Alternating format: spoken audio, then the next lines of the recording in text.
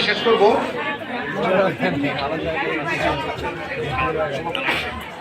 আন্তর্জাতিক মাতৃভাষা দিবস উপলক্ষে আলোচনা সভা ও বস্ত্র বিতরণ অনুষ্ঠানে আমাদের আজকের অনুষ্ঠানের সম্মানিত সভাপতি, আজকের অনুষ্ঠানের সম্মানিত প্রধান অতিথি, ঢাকা মহানগর বাংলাদেশ জাতীয়তাবাদী দল বিএনপির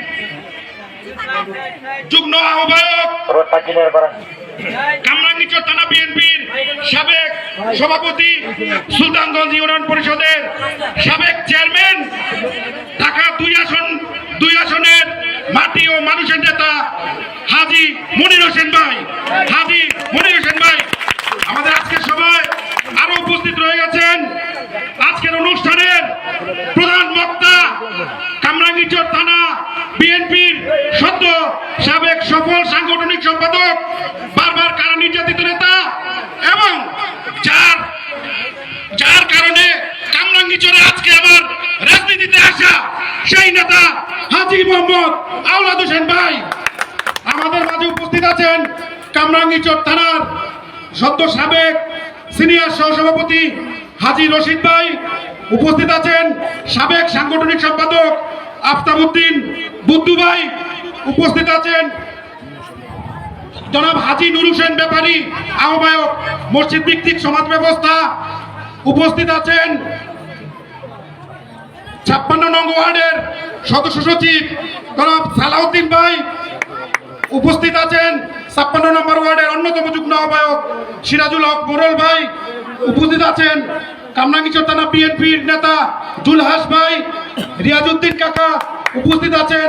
56 নম্বর ওয়ার্ড বিএনপির অন্যতম যুগ্ম আহ্বায়ক মোহাম্মদ আলী ভাই, জাহাঙ্গীর ভাই, মহিলা নেত্রী জাহানার আপা, তায়ের আপা, আমাদের মাসুদ ভাই সহ আজকে যারা অনুষ্ঠানের আয়োজনে যারা আমাকে সর্বাত্মক সহযোগিতা করেছে, হাসাননগর ইউনিট বিএনপির সোহাগ, আকরাম ভাই, হেলাল ভাই সহ আরো যারা আছেন, মোশারফ ভাই, তাদের সবাইকে, সোবান ভাই এবং আমার আজকের রাজনৈতিক সহযোদ্ধা যিনি অনুষ্ঠান সঞ্চালনা করছেন 55 নম্বর ওয়ার্ড বিএনপির অন্যতম যুগ্ম আহ্বায়ক জনাব জাহাঙ্গীর ভাই সহ সবাইকে আন্তরিক শুভেচ্ছা ও অভিনন্দন জানাচ্ছি এবং প্রোগ্রাম সফল করার জন্য সবাইকে অভিনন্দন জানাচ্ছি।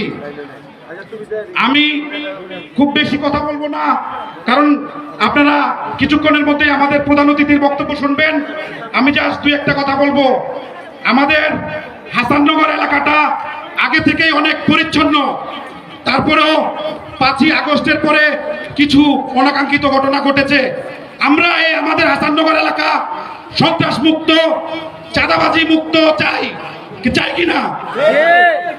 আমরা আমাদের এই হাসাননগর এবং 55 নম্বর ওয়ার্ডে কোন নব্য আওয়ামী লীগ যাতে বিএনপিতে জয়েন না করতে পারে এবং তারা যাতে বিএনপির কোন অঙ্গ সংগঠনের সাথে মিশে না যেতে পারে, আমরা সেই দিকে খেয়াল রাখবো। আমরা সেই নেত্রী, যে নেত্রী বলেছিল শেখ হাসিনা পালায় না, কিন্তু শেখ হাসিনা এখন পর্যন্ত 3 বার পালায় গেছে। 1975 সনের পরে যখন বঙ্গবন্ধুকে সপরিবারে হত্যা করেছিল তখন শেখ হাসিনা, শেখ রেহানা পালিয়ে গেছে, সে মিথ্যাবাদী নেত্রী। এরপরে আপনারা জানেন 2009 সনে উনি আবারও পালিয়ে গেছিল যখন মঈনুদ্দিনের সরকার বলেছিল যে আপনাদের দুজনকেই বাংলাদেশ ছেড়ে চলে যেতে হবে। শেখ হাসিনা পালিয়েছিল, কিন্তু আমাদের নেত্রী বেগম খালেদা জিয়া পালায়নি, তিনি আপোষ করেননি, এজন্য তাকে আপোষহীন নেত্রী বলা হয়। আওয়ামী লীগের সাধারণ সম্পাদক ওবায়দুল কাদেরের একটা ডায়লগ আমার প্রায় মনে পড়ে, জ্বালা জ্বালা অন্তরে জ্বালা। আমাদের কামরাঙ্গীরচর বাসীরও, আমি একটু মনির ভাইয়ের দৃষ্টি আকর্ষণ করছি, আমাদের কামরাঙ্গীরচর বাসীরও জ্বালা জ্বালা অন্তরে অনেক জ্বালা। কেন জ্বালা?